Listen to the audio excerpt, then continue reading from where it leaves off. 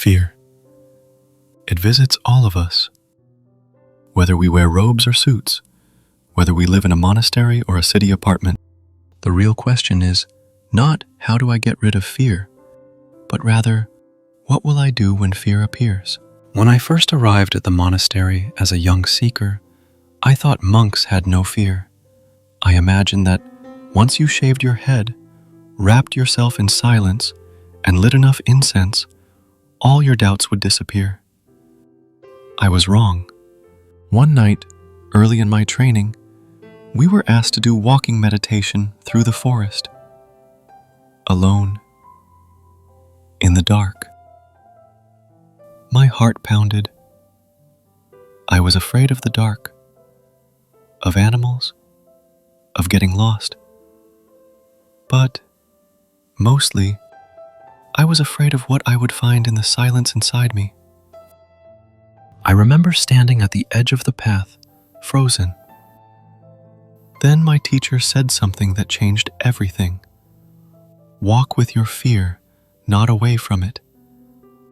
And so I did.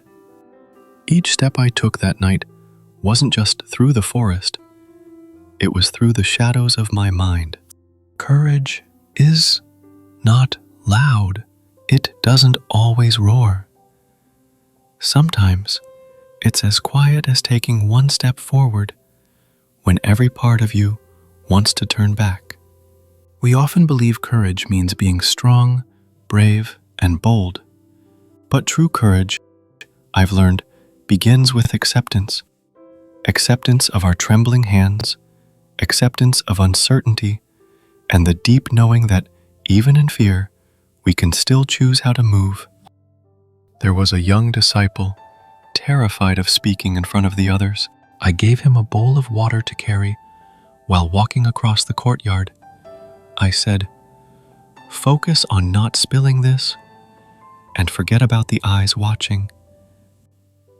He did, and when he crossed without a drop spilt, I said, "The world always watches, but fear only grows when you watch back."